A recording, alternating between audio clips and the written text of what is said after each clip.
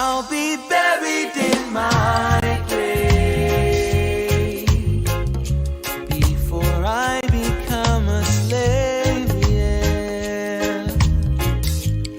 That is what I heard them say way back in the day. I'll be buried in my grave before I become a slave, yeah, yeah, yeah. But it seems like since that day, yeah, yeah, we have sorely changed.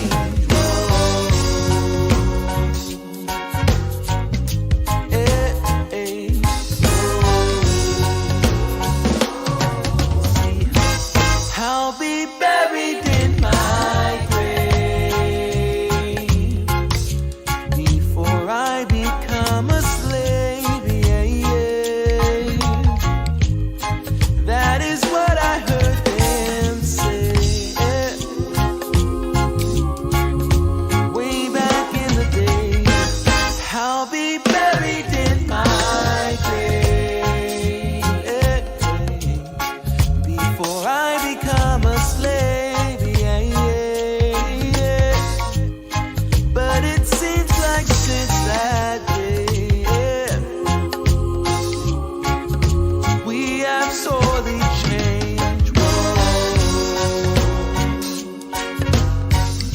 Hey, hey. Whoa, oh, oh, oh, oh, oh, oh.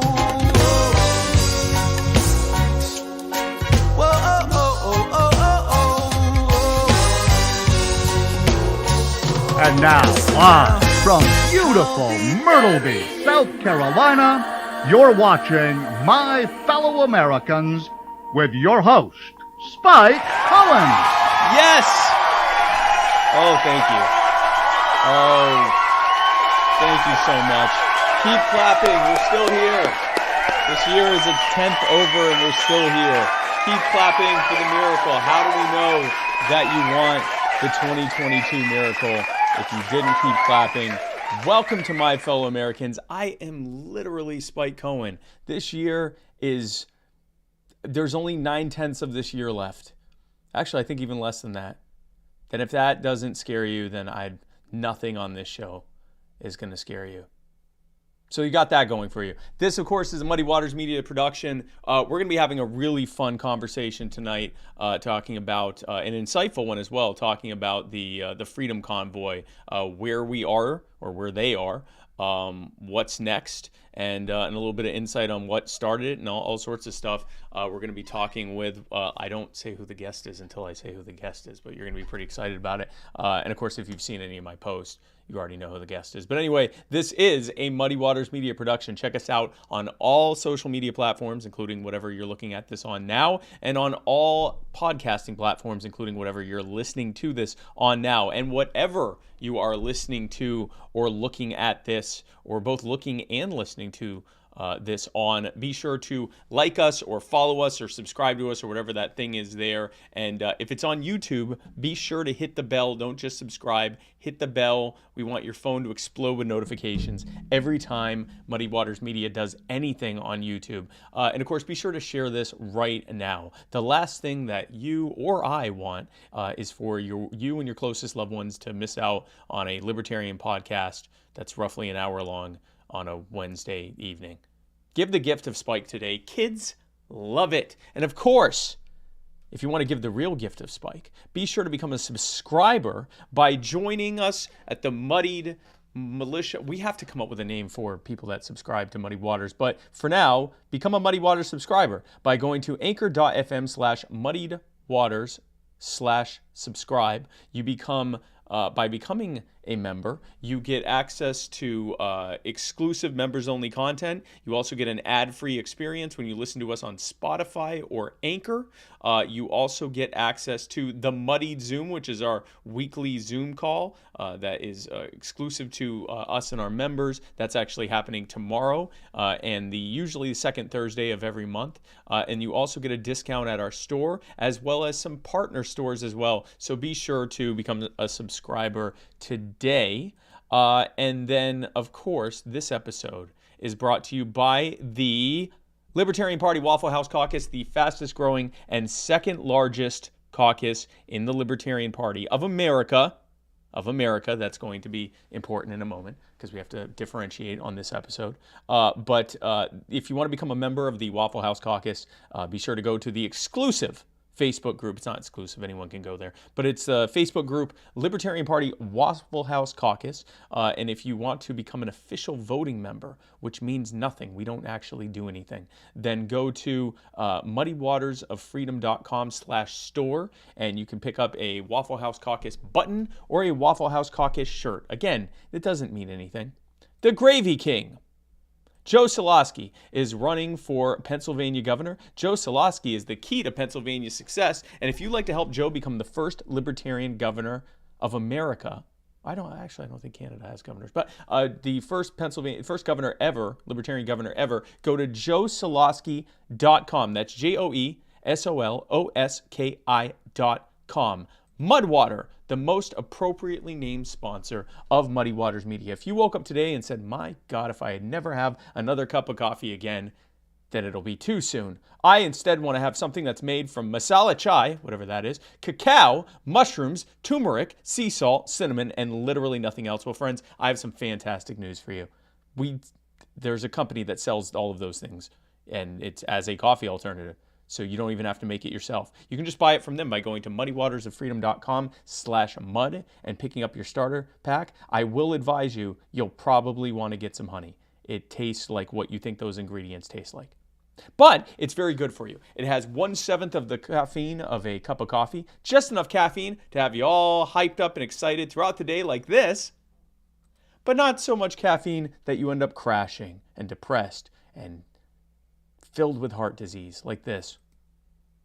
That's what it looks like when you're filled with heart disease. muddywatersoffreedom.com/mud to get your mud water today. And finally, defy the power in stitches and glitches, the finest custom tumblers in existence. And yes, many of them are libertarian themed, but you can get them. They keep your hot's hot, your cold's cold, your lukewarm's lukewarm. Whatever temperature you put liquids in this thing, it will stay that temperature for an ungodly number of hours. Stitchesandglitches.com, defythepower.com, free customization, which is unheard of. I've never heard of, well, before them, I've never heard of such a thing. That's insane. And due to popular demand, and by that I mean the fact that we kept insisting that you could use this code even after it had expired, and I guess you guys got upset when it had expired and we didn't tell you and they didn't honor the discount, but due to popular demand, Muddy Tumbler code is back. If you use the code Muddy Tumbler, you will get 10% off, all because we were too lazy to update this graphic.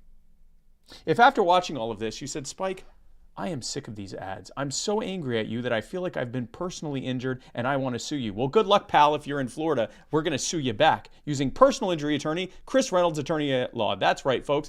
If you live in the state of Florida, which is in America, again, that's going to be relevant shortly, then you can use the attorney that we recommend to get ridiculous sums of money if you have been personally injured. By going to chrisreynoldslaw.com, personal injury attorney Chris Reynolds, attorney at law, will not rest until you have the kind of money that you see in like music videos.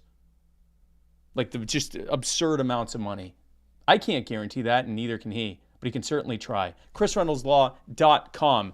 The intro and outro music to this and every episode of My Fellow Americans comes from the amazing and talented Mr. Joe Davi. That's Jodavi. Check him out on his Facebook, on his SoundCloud. Go to jodavimusic.bandcamp.com. Buy his entire discography. It's like $25. He just had a new album drop. Actually, he just had a new album and a new single drop. So go check it out. jodavimusic.bandcamp.com. I'd like to thank Le Bleu for this delicious water that I bought. Bulavanaka. Shout out to Tehran Turks, his mom and him as always. Folks, my guest tonight is a very active libertarian from a place very far away, a place to the north called Canada. He is from the province of British Columbia, which is the westernmost province, just north of Washington State. most of you probably know this. I'm talking like I'm talking about some far away. But he has a background in pandemic modeling and simulation software with the CDC as a software engineer.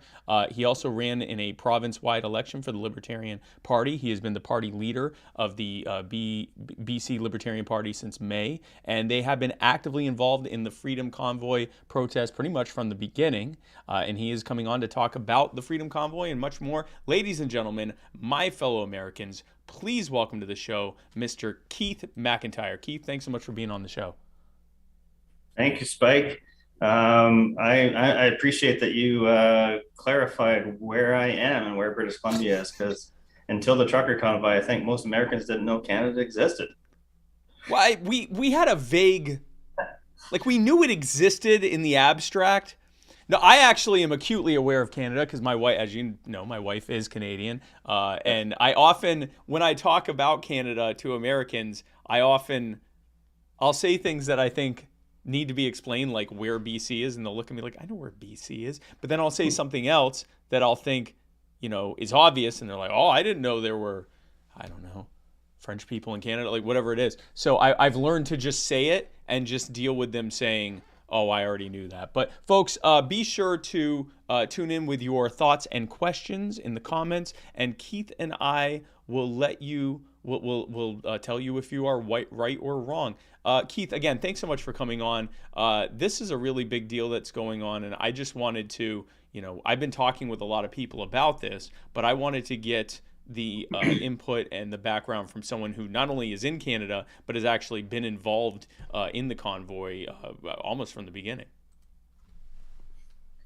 Yeah, so I don't know. We want to start with the convoy. We're going to start with BC.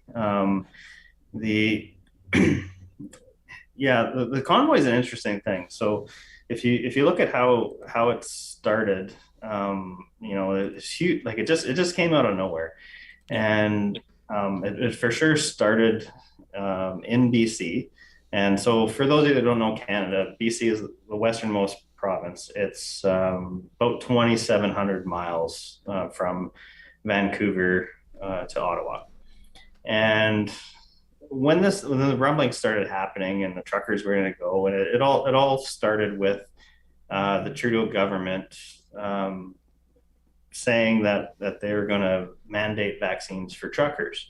And in Canada, apparently we love mandating vaccinations. This is what we do. I've written dozens of political beliefs exemptions letters for people getting fired for their jobs, mostly government employees. But BC is actually doubling down while the rest of the world is waking up that probably vaccinations didn't really work. And we should never force anybody to do anything. But right. BC last week, they said by March 31st, everybody from midwives to acupuncturists, dentists, optometrists have to vaccinate or lose their jobs. And so the trucker thing was it was kind of a catalyst where it got people who have ability. You get a bunch of independent owners, of independent business operators, and they said enough's enough. This doesn't make sense. And a lot of the truckers were vaccinated, but they said we're going to jump in our trucks and we're going to drive. We're going to park in front of Justin Trudeau's office and Parliament, and we're going to honk our horns until they say mandates are over. Yeah. And what's interesting, how it's kind of funny. So I monitor the media. I don't consume the media, but I kind of watch how they're manipulating things. And I saw this headline that said, BC truckers are protesting bad road conditions because there's too many potholes. Yes, I saw that. Yeah, I saw some media reports that they were, in fact, that was Jen, was that was our, wait, I remember two things. I remember hearing that in the media, and then I remember Joe Biden's press secretary, Jen Psaki, saying that the protests were related to many different things, including frustration over, I forget what it was she said, but it was like they did everything they could to try to it wasn't just about the COVID restrictions. They're also upset about these other things, and some of them are also upset about COVID restrictions as well. Wow, that's actually a very telling thing about how they use the media and how they use the manipulation of the media. I feel like I got a little blurry here. Um, but yeah, they knew the trucker convoy was happening. And I actually think there was a bit of manipulation around that. They wanted the trucker convoy. We can get into that a little bit later. Yeah. But they try to lead the media, and you know this. You guys, Yes. you have media manipulation. At least you have some balance, but they're both manipulated on all the sides. But they started this with they tried to get ahead of it with potholes, and I saw that. I'm like, yeah, actually the potholes are quite bad where I live because about a month and a half ago, every highway in BC got flooded and washed out. Yeah. Every major artery. And so all the trucks were coming through the Okanagan, and of course it created a lot of potholes. But I'm watching this, and I'm like, why are they talking about the potholes? And I hadn't heard about the trucker convoy yet at that point. And they're trying to lead it. And another thing they did with it was I don't know how many Americans know who Terry Fox is. I think maybe some do. He was in the 80s. He had cancer. He lost a leg, and he walked across Canada. And he actually died before he got to the end. He was going to walk coast to coast, and so, and again, this is how we win the freedom fight. I think is to help people understand how the media manipulates us. And so I saw this at the start, and the media starts talking, and they're actually supportive of the convoy, and they say, "Yeah, remember the freedom fighter Terry Fox was walking across the entire country." And everybody loves Terry Fox in here. Like it's an emotion, it's a core thing. Like we have Terry Fox every year, like it hits the emotions. And I'm like, this is weird. I don't know why they're trying to relate the convoy with Terry Fox. Now, fast forward to the actual protest, and suddenly the headlines start coming out. The Terry Fox statue is defamed. Now, I don't know, you probably don't know what's been happening in Canada, but we've had BLM protests, we've had Every Child Matters protests, statues have been torn down, vandalized. Our first prime minister, he got decapitated and his head was humped on video. Oh, wow. That's defamed. Terry Fox, he had a Canada flag put on him. That was wait. So the defiling of the Terry Fox statue was that they had him holding a Canadian flag? Yeah. Wow. But it hit the emotions, and people thought, oh wow, boy, you can't defame Terry Fox, and people don't read past the headlines, and all that Canada was able to do. And this has happened since the beginning of this thing with the freedom protests. And I'll back up to Calgary, one of their first freedom protests. They planted people with tiki torches. And so then the freedom protests were racist. Yes. And in Canada, I think the US too, everything is racist. Well, and I saw, I have seen the same, I think one, maybe two Confederate flags, and I have then seen a single swastika. One.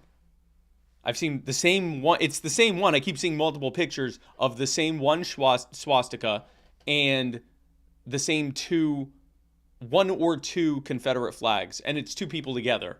I have no idea if the swastika is someone saying, I hate Justin Trudeau and I'm a Nazi, or if it's someone saying, I think Justin Trudeau is a Nazi. Like, we don't know, because I don't think anyone's actually interviewed this person. But again, it's one person. So whether they're a Nazi or just someone who probably shouldn't try to compare, vaccine passports to the Holocaust, whatever it is, it's not representative of hundreds of thousands of people. I wanted to actually get to something on your background a little bit, because you're not just someone. Go ahead. Can I comment on that real quick? Yeah. Go ahead. Very important, because the same thing happened with your fake insurrection on January the 6th. The Confederate flag guy, there was one Confederate flag. The Confederate flags mean nothing here.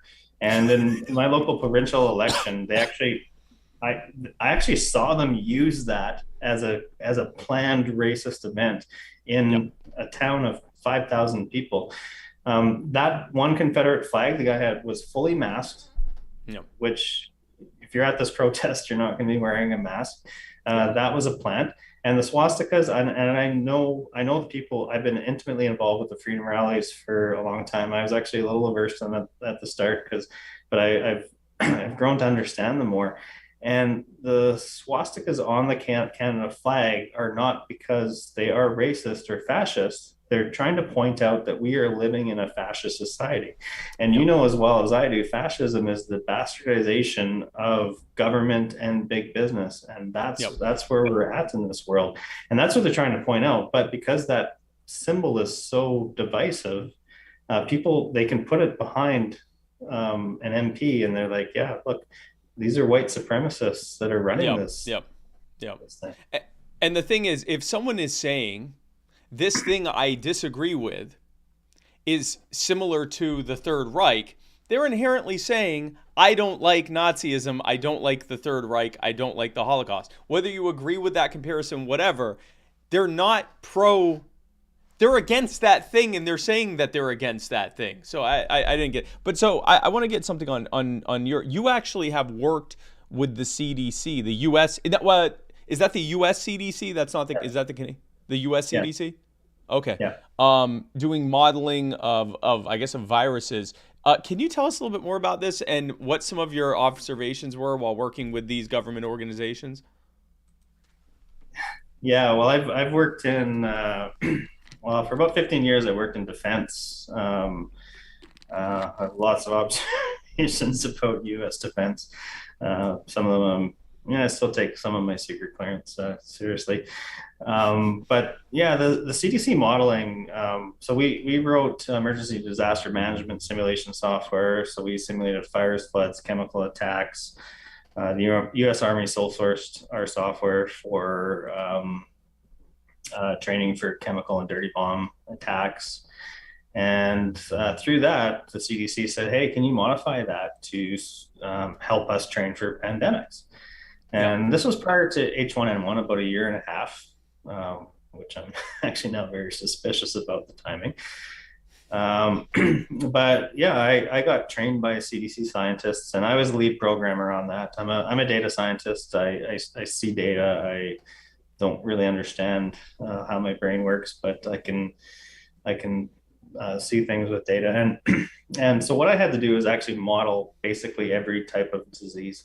I had to understand what the R value was. I had to understand the effect of interventions and what they do to society. And I also understood the fallacies of modeling, because it doesn't take into account human behavior. Right. And I remember a few times I punched in some numbers based on their documentation, and I'm like, like 30 million people died. Did I do that right? And they're like, yeah, if those particular factors happened, right. Yes, a lot of people would die. And I literally, like through testing, I simulated thousands and thousands of diseases, which, you think of the 10,000 hour rule, that is giving me a unique perspective on understanding what can happen. And, if you go back to H1N1, they obviously stopped training because they were doing, actually, interesting anti-government thing. It's a very bureaucratic organization. They were going to run an exercise. And one of the ways they were going to do it was they're going to just basically stop people at the door or at the gate to the CDC and randomly tell a third of the people to go home. But the union said, oh, we can't have that. Wait, tell a third of the people who are going there for treatment to go home? No, to work. Because they're trying to simulate what would happen if a third of the people at the CDC were sick all at the same time. Oh. And they were just going to tell them to go. Yeah, and then the union said, no, we can't have that, because obviously they know a lot of people aren't really doing any work. So. Right. Well, yeah, because if a third of the people stayed home, they would find that it didn't really affect anything. Yeah, like, oh, everything's fine. Every But yeah, there was some things are interesting. actually, how are things more efficient with a third of us gone? Yeah, yeah. Yeah, and there were some interesting things. Even back then, we had to build a social media module. So they were even back in 2008, 9, they were starting to think about social media sentiment and trying to Right. understand what was going on, which again, fast forward to where we are now, and I feel very suspicious about this. And then, so when this started happening, and actually H1N1, I was actually concerned about because I felt Mexico was underreporting, young people were dying, and government's incompetent. Yes.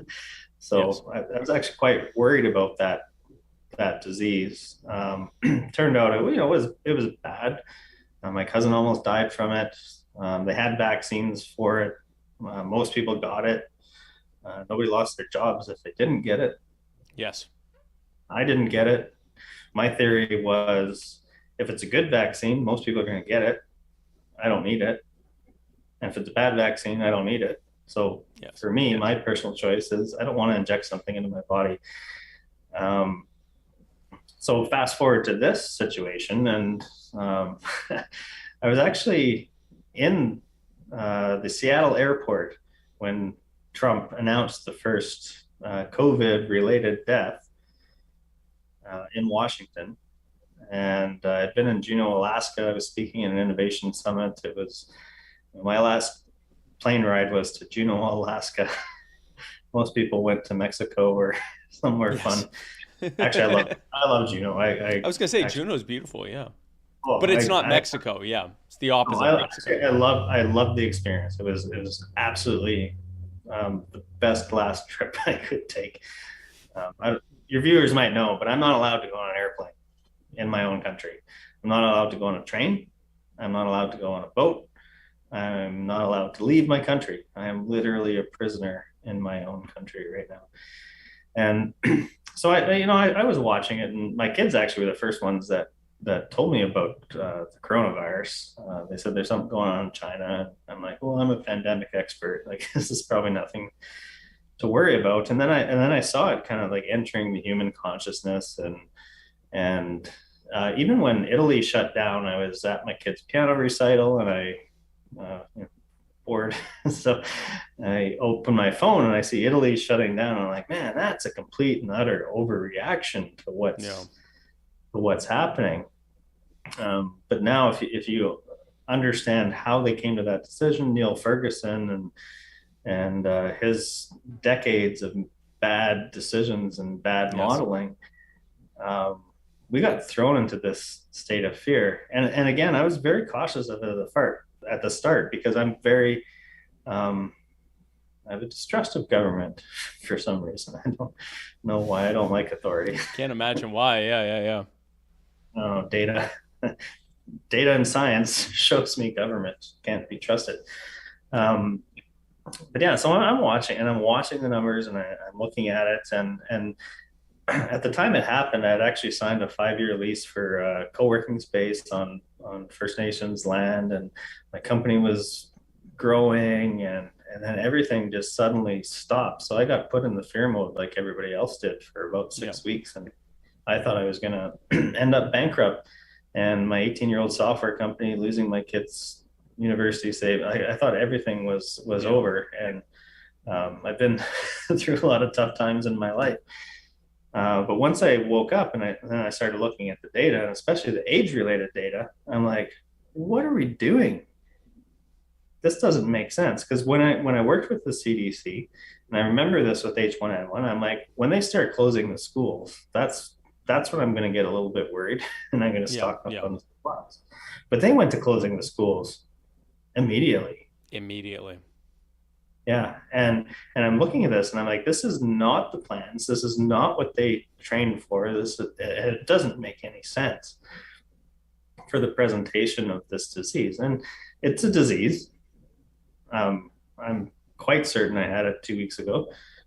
I'm not getting tested ever. Testing, we should all not get tested. It's part of the problem. But it's not a shutting down the world disease.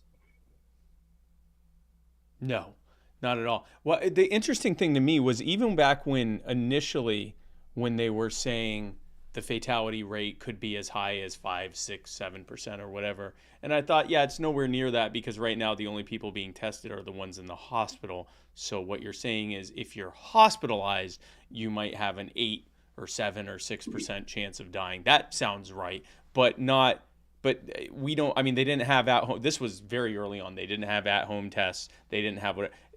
Clearly, there are far more people getting this, and it's not that serious for them. And when I say not that serious, I even include someone like myself who just had a pretty rough go of it, but I didn't have to be hospitalized. I didn't need oxygen. I just needed to stay. I just had it was basically like a really, really bad, being sick really bad for a couple of weeks. And the fatality rate is something that people don't understand, and it's the case fatality rate. And I actually have a video from a guy in BC, and he interviewed the Fauci of the day during H1N1, and he explained it, and he said, no, like, we can't just go with the fatality rate based on the people that we've tested. And he recommended pneumonia vaccines, but he's like, talk to your doctor just to make sure that it's right for you. And it's a really balanced and reasonable interview. But, you know, I don't know what it was like in the US, but in Canada, literally the entire country shut down for about 6 weeks. People didn't leave their houses. Yep. I was coming to my co-working space. I commute about 40 minutes to come here, and there was no traffic on the road. And everybody got put in this mass state of trauma, and they became pandemic experts. Suddenly they know about exponential curve. They know about R values. They know all of these things that they didn't know before. And then the shaming started. Yes. You don't understand. I'm smart. You're not smart. And I'm like, actually, pretty smart. But they never talked about the age-related data. They never talked about the testing. And even when you get into the second and third waves, when suddenly the cases are way up here compared to down here, they never once explained, at least in Canada, that the testing was 10 times as much. And even the CDC admitted in November 2020 that the positive cases were probably about 10 times what were actually recorded. And so that shows to me, and backtracking on the modeling, and if I had the data that they had, which I think they did, and they made all these decisions, we went from nothing to that in March 2020. So there's two things that could happen. It's actually a really dangerous disease, and we're going to have piles of bodies. Yes. Or it was rampant in October, November, December 2019, and we just figured it out. And I think we all know what actually happened. Well, I think they've even found, going back and retroactively testing blood samples and stuff. I want to say that as recently as September or October of 2019, there were people that had COVID-19, and that would stand to reason. Not COVID-19. We have to be careful. Only people that have the disease have COVID-19. And they changed, so SARS-CoV-2 is the virus. SARS-CoV-2, yeah. And every time they report and say there's this many COVID cases, it's actually fraud. It's like saying every HIV case is an AIDS case. COVID's the disease, SARS-CoV-2 is the virus. And they switched that. For the first few months, it was coronavirus cases, and then suddenly it was COVID cases. Every time a health official says this many COVID deaths, this many COVID cases, that is a fraud. That is a lie. Because the test is only showing that you have the virus, not that you actually have the disease from it. Remnants of the virus. Remnants of the virus, yeah. Depending how many cycles. I have an email from the BC CDC from August 2020 where they explain why they went above 35 cycles on the PCR test. And even 35 is getting a little bit risky. It's an exponential function. So they're doubling every single cycle. And he's like, well, we found we were missing some cases, so we upped it from 35 to 40. And he literally can test positive for just about anything with 40 cycles. And he admits that. And there was a time the BC CDC used to take my calls, like after the election, and I sent him data, I sent him information, and he'd phone me, and he's like, "Okay, can you send Dr. Henry this information?" Dr. Henry is our top doctor. The marketing terms with these things are really quite frustrating. He says, send us stuff, because everything you're saying is absolutely spot on. And at the time, I was trying to push on something very simple. British Columbia, in the fall of 2020, they had restrictions for the entire province. So you've got Vancouver, a very dense city. Yep. Can't have a beer after 10 o'clock. Prince George, or a small town in remote northern BC, you can't have a beer after 10 o'clock. And I said, "Why are you doing this? This doesn't make any sense." Right. If there is a dangerous disease, what you're doing is you're making it more difficult for yourselves, because people are going to stop listening to you. And he said, yeah, you make sense. And I'm like, "Well, why are you doing what you're doing?" And he said, "Dr. Henry." And the way our public health officers work, they have contracts with the provincial government. And the provincial government tells them what to do. And when politics are involved in health, nobody wins. Yeah, no, it's a huge problem, and you asked what it's like here. Similar to that, especially in the opening time when they were. I remember them introducing ideas like the RO number, or R naught number, and the and exponential curves and all of this to a very scared public. And they weren't just presenting these ideas; they were presenting the most hyperbolic version of these ideas, and with no context. And they would literally show. I remember there was it was on the news, or it was on one of these shows. It was on one of the news channels, and they were showing footage while they were talking about stuff. They added footage from the movie. What's the movie called? It's a pandemic movie from a few years ago. Contagion, I think it's called. And it was a movie about a coronavirus that went from a bat to a pig, and then a person, and then she died, and it spread. But and they even said this is from this movie Contagion. And I thought, you're showing footage from a movie that depicted a virus that killed 1 out of every 4 people that got it, and you're showing footage of people like blood coming out of their mouth and all this stuff that really doesn't happen with COVID, at least not like that, like in the movie.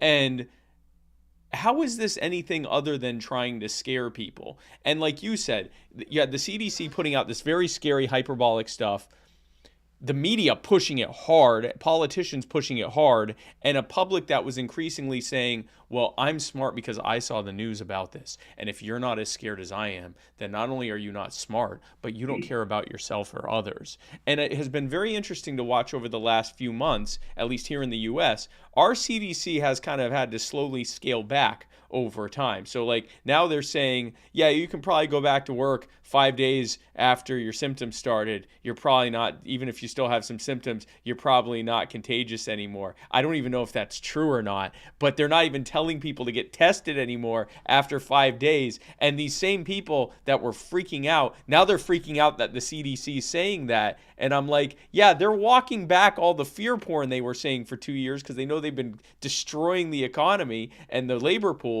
And they're having to actually kind of tell you the truth now that, yeah, after about a week-ish, you're probably not even contagious anymore, even if you still don't feel that great. So if you feel up to it, you can go back to work. That's really what they probably should have been saying back in last, or 2 summers ago.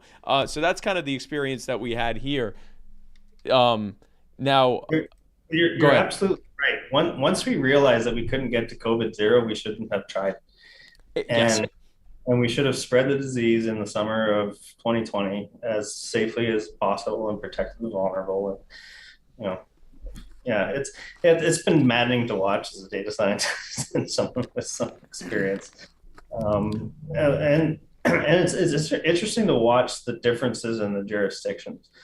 Yes. So obviously here we're us on the libertarian side, we're very excited about places like Texas and Tennessee and Florida Yes. and all these places we see the Super Bowl, 70,000 people in it, but here they're still putting masks on 5-year-olds, and they're still trying to force us booster vaccinations. I honestly I can't even think of very many people I don't know that haven't been sick in the last 6 weeks.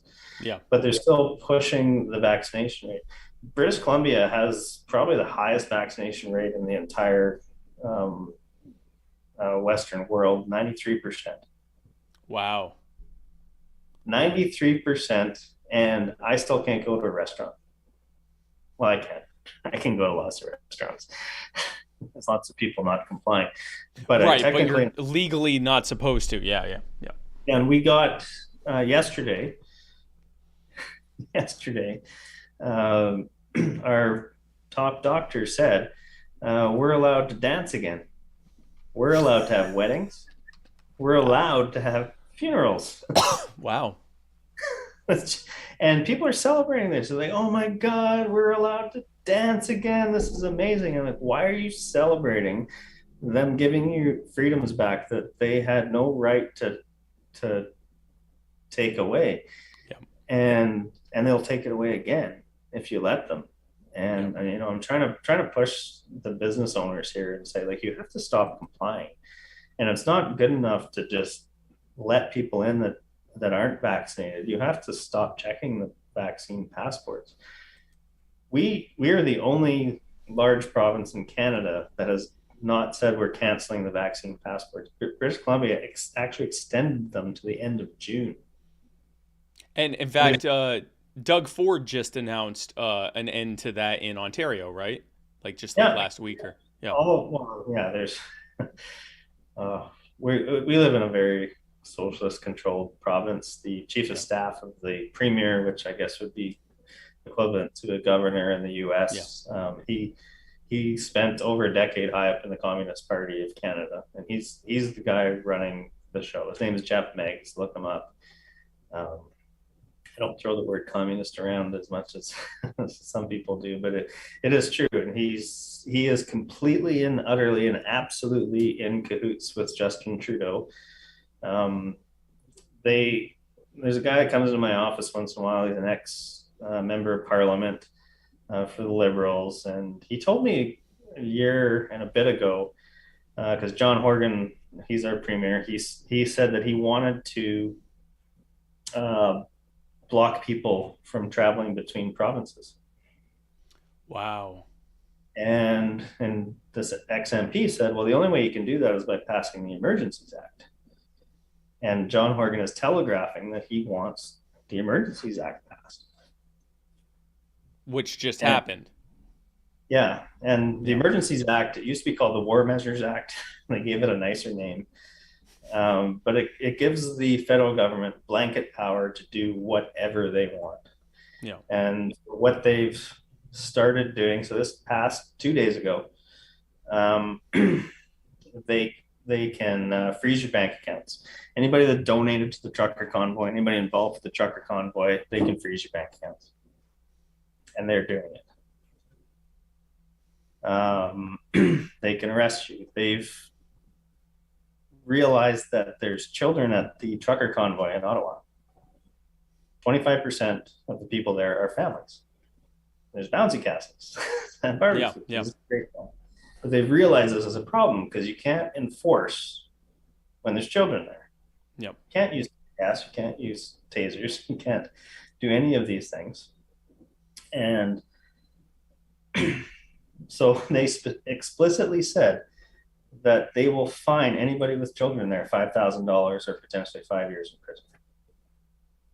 How do they even effectively enforce that? Because Ottawa is still a place where hundreds of thousands of people live. So what's to say someone doesn't have their kids, they're walking through, the kids start having fun. Like, this is going to be, I guess you can see where I'm going with it. This is going to be so unevenly and unfairly enforced against so many people who aren't even involved in the Freedom Convoy. And also anyone who thinks that they're going to limit this, once in an era emergency power that they have just to the Freedom Convoy people, I think if the Canadian government's anything like the US government, prepare for a lot of people who had absolutely nothing to do with the Freedom Convoy to get wrapped up in this. You're a First Nations protester that protests against eminent domain for pipelines. Yeah, you're going to get caught up in this too. I think there's a lot of people that are going to find suddenly that they're being lumped in with the racists and Nazis of the Freedom Convoy. I will come back to this. I feel very embarrassed. I had a bunch of Kentucky bourbon before we jumped on, and I need 2 minutes. Okay.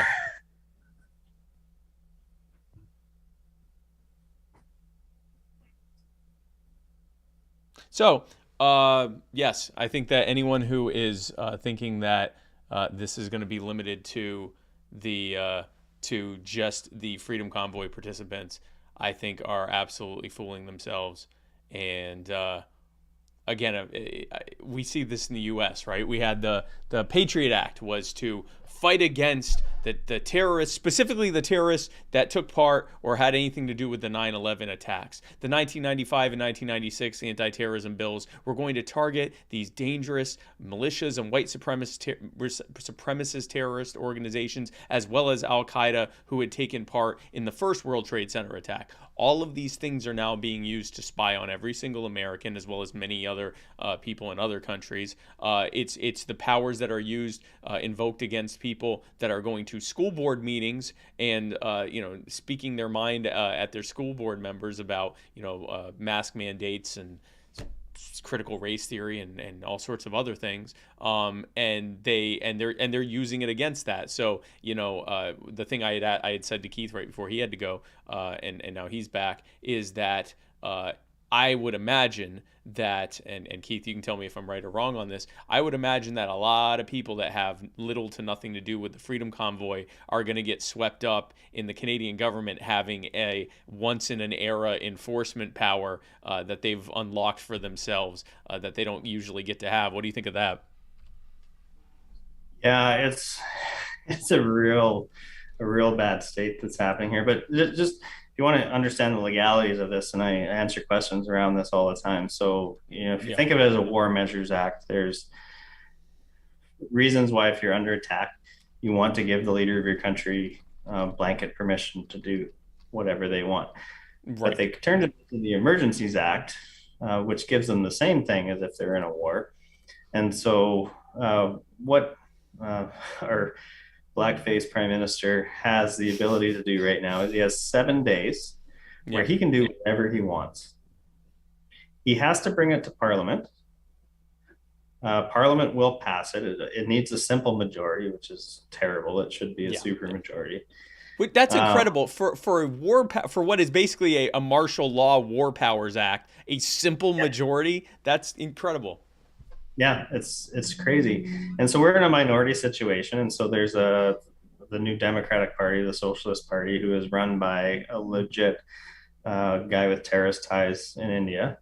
And I'm not saying this because he wears a turban. Look it up. Jagmeet Singh, he has terrorist ties in India. And he's going to prop it up. He played the politician, though. He's like, I think Justin Trudeau should have shown more leadership and negotiated with the truckers. And people saw they do that soundbite, and everyone's like, wow, he sounds like a good leader. But then the next sentence, he says, I'm going to vote for it. But there is one more check and balance. So we have a mostly redundant Senate in Canada. So the Senate is made up mostly of retired ex-politicians. But they can vote it down too. They're actually appointed, right? Those aren't elected. Yeah, those are basically political appointees. Yeah, they're appointed, so the government in power appoints enough so that they have a majority and they can create new seats. It's a completely ridiculous thing, but it is one extra check and balance. So in this case, they could end up voting it down. But I watched the update, and I sure hate watching this guy talk and his associates talk. one thing that can really concern me, and I think this is really what they were trying to get to. So the GoFundMe platform and Give, Send, Go. So GoFundMe, they basically coerced them into not releasing the funds. And GoFundMe was actually going to disperse those funds to charities of their choice. But enough people fought back, and so they refunded the money. And then Give, Send, Go, suddenly they get hacked, and everybody's donations get released. So that's a little bit suspicious. But the Deputy Prime Minister, Chrystia Freeland, who is she is a World Economic Forum fangirl. She is not an economist. She's our finance minister. It's maddening. But she said that now all of these platforms and all of their payment gateways are now going to be required to disclose information under the Terrorism Act and FinTrack in Canada. So anything over $10,000 now has to be disclosed. And okay, so Stripe, PayPal, all right, fine. They're like banks. But she snuck it in at the end, and it's crypto. And the RCMP is already investigating 34 crypto wallets in Canada that have donated to these convoys. And I think governments have been scared for years about crypto. And, you know, a lot of libertarians love crypto. This is great. As a software guy, I'm like, I don't know, the technology is kind of mediocre to me. But they are regulating the hell out of this stuff. And they are trying to attack it. They might not win, but I think this is one of the key reasons why they did the Emergencies Act. And I love what has happened with the truckers convoy. And I think the biggest thing for me, as someone who's been talking about this for 2 years, and I've lost friends, I've lost family, I've known this has been wrong and restrictions and mandates are wrong, but I've been consistent and I've spoken up. And I've had so many people over the last 2 years afraid to speak up, afraid for their jobs, afraid for their family, afraid for their friends. But I know they're there. There's way more people than people realize. But the trucker convoy was the first time where I saw a vast majority of my friends that were silent suddenly not afraid to be silent. And I think we're butting heads here. I think the trucker convoy was a manipulation. And I also think it is a freedom movement. And I think it's a little bit of both. I think we have a fake insurrection situation happening here, where the Ottawa police allowed the trucks to enter Ottawa, allowed them to overtake Ottawa in order for them to pass this Emergency Act, much like January 6th, where they opened the gates. Building in the United States, suddenly people are walking in. This doesn't make sense. So I think there's a little bit of both of that. But I do think the freedom movement is going to win this. But we always have to be conscious of this manipulation that is happening. And they wanted to pass this Emergencies Act, and they wanted to, and I think regulating crypto is a big part of it. Financial stuff, there's a whole pile of things going on that we don't need to get into. But we have to watch these things and watch when there is a manipulation. So the chief of police of Ottawa resigned the day the Emergencies Act got passed. I saw that. Yes, I saw that. That's suspicious. Yeah.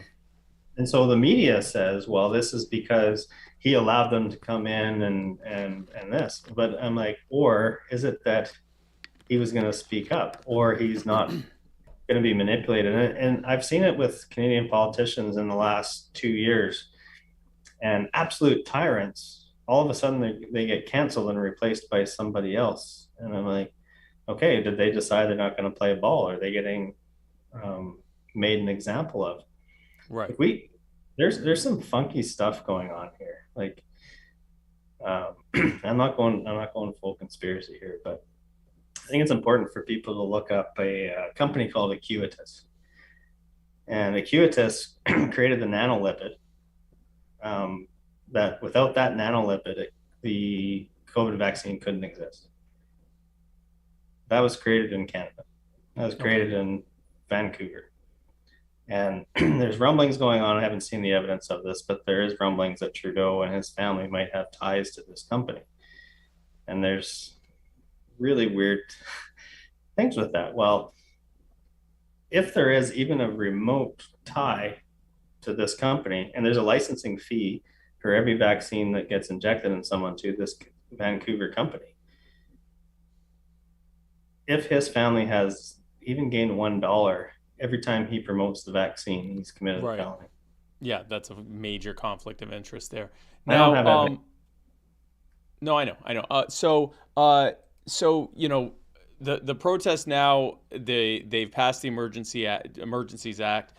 Trudeau has been very, from the beginning, he called Freedom Convoy participants, and not just the participants, but really anyone who agreed with them, that they were a small fringe minority with unacceptable beliefs. Most recently, he said they don't believe in science or progress and are very often misogynistic and racist. I love that they keep pulling out misogyny, racism, and anti-Semitism when Anyway, it's a very small group of people, but that doesn't shy away from the fact that they take up some space.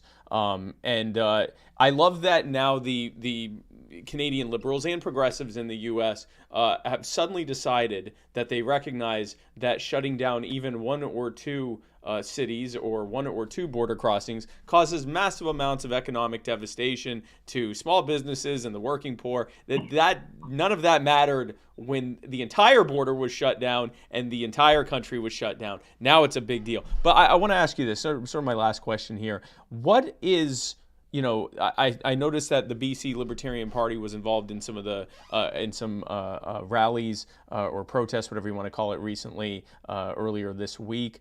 Where is the BC Libertarian Party? What are some of the steps that you guys are doing in the future? How are you kind of engaging this movement of people who are kind of awakened more so than ever for more liberty and freedom?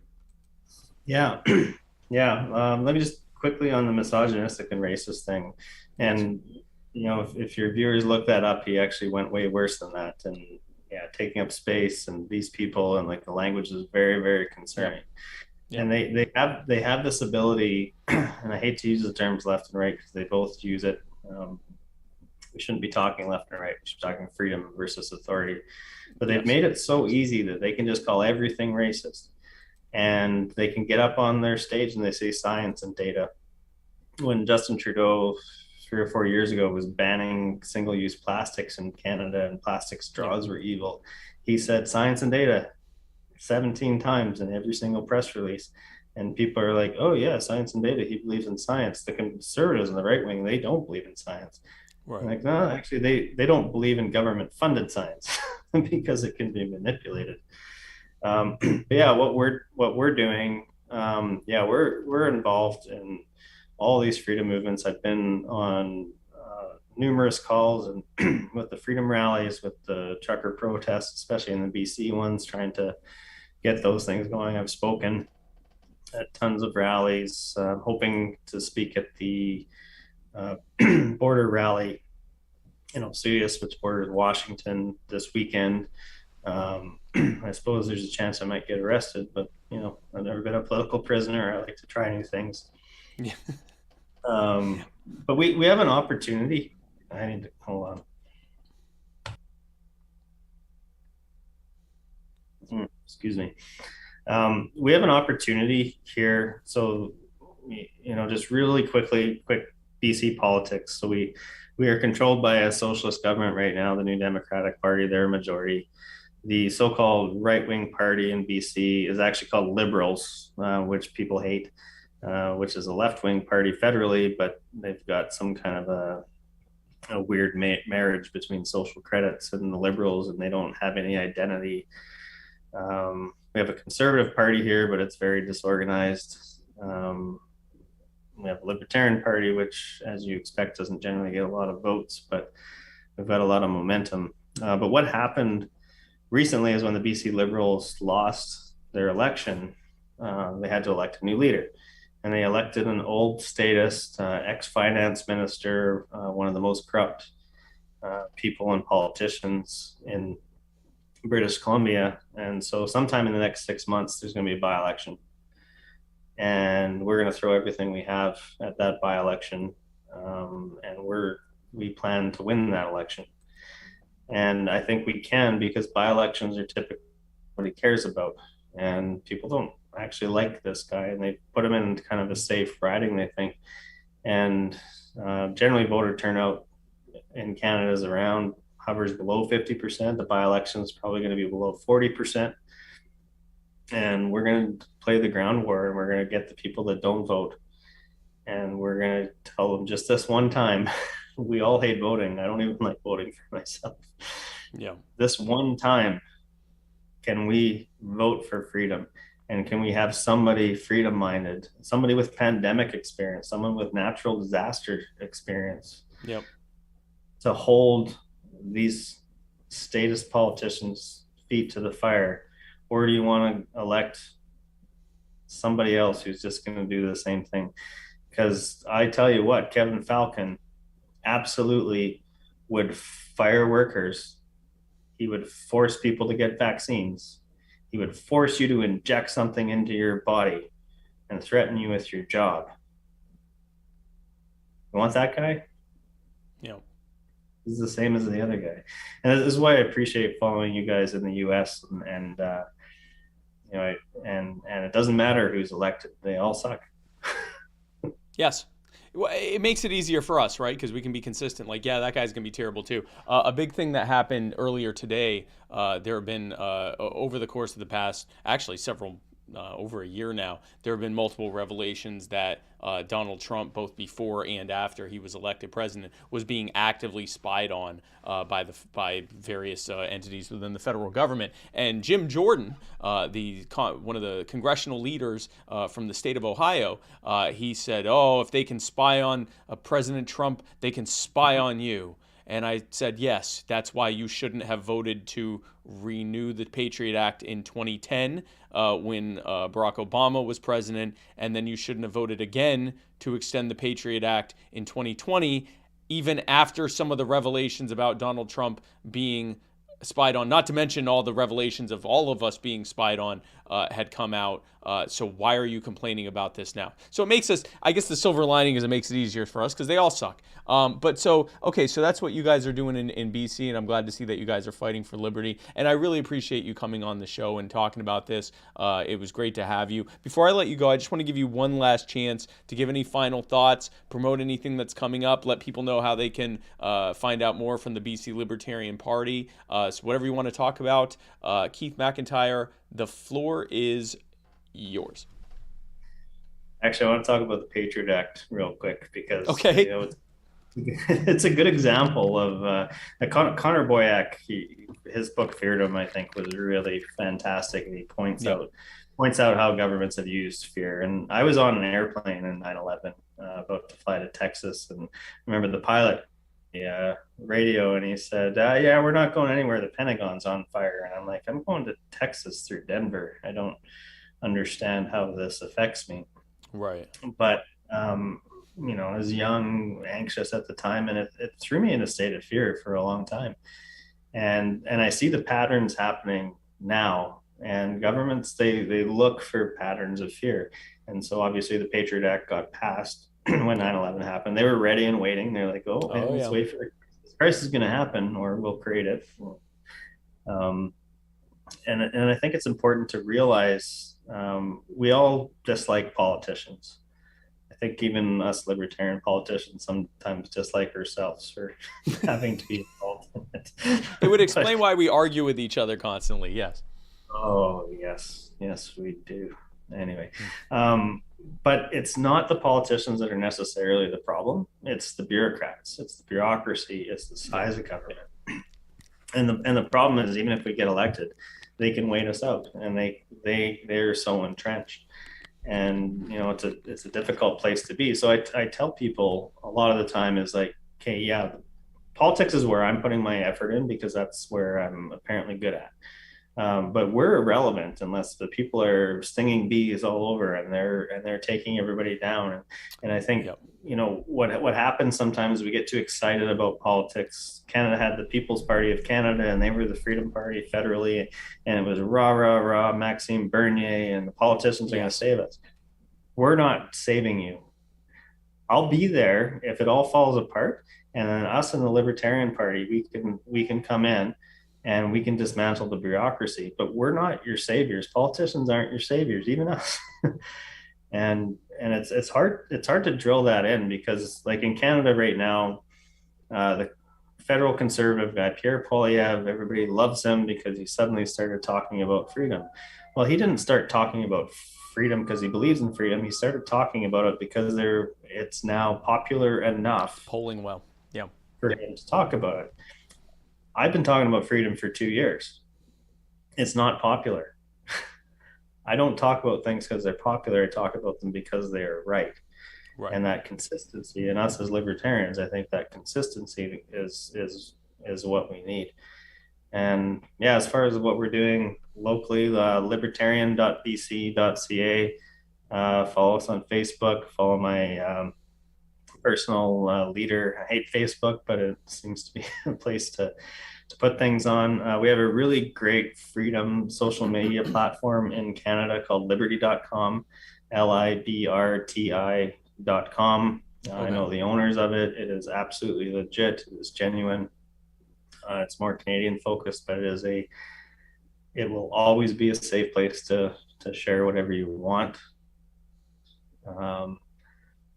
Yeah, I mean, I could talk for hours on all of this stuff, but yeah, I appreciate that you made time for us, and really appreciate you focusing on the Canadian Trucker Convoy and bringing that to the attention of the U.S. and Americans, because even though I think there was some manipulation there, I think it has become something that people can rally behind across the world.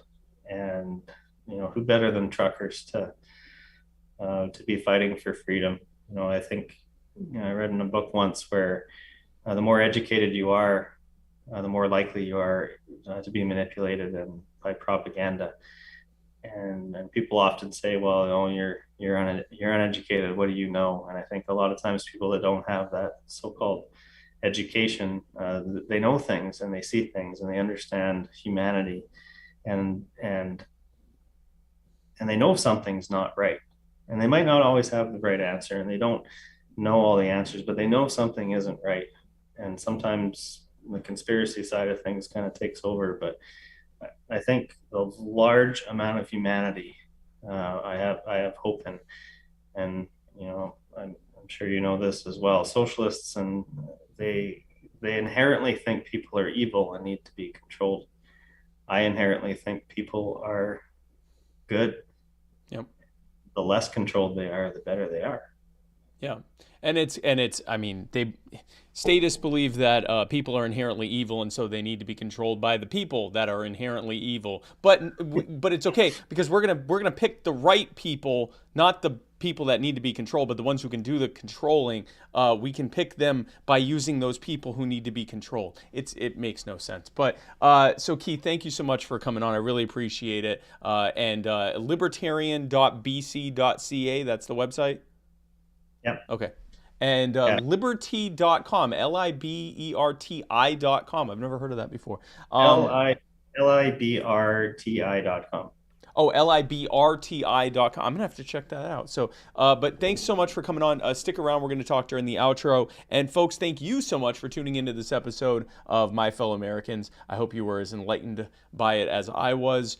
Be sure to join us tomorrow on Thursday. I don't have a graphic for it, but tomorrow on Thursday at 8, we are doing the Muddied Zoom, which is our monthly Zoom call with me and Matt Wright and the rest of the Muddied crew and all of our subscribers. And of course, you can become a subscriber by going to anchor.fm/muddywater/subscribe, becoming a subscriber for actually $9.99 a month, not even $10 a month. For technically just under $10 a month, you get access to the Muddied Zoom, as well as all sorts of other stuff, exclusive content just for subscribers, ad-free experience on Spotify and Anchor, with Muddy Waters content, and discounts at our store, and the Muddied Zoom, and all sorts of other fun stuff. And we'll like you more, because we do like our subscribers more.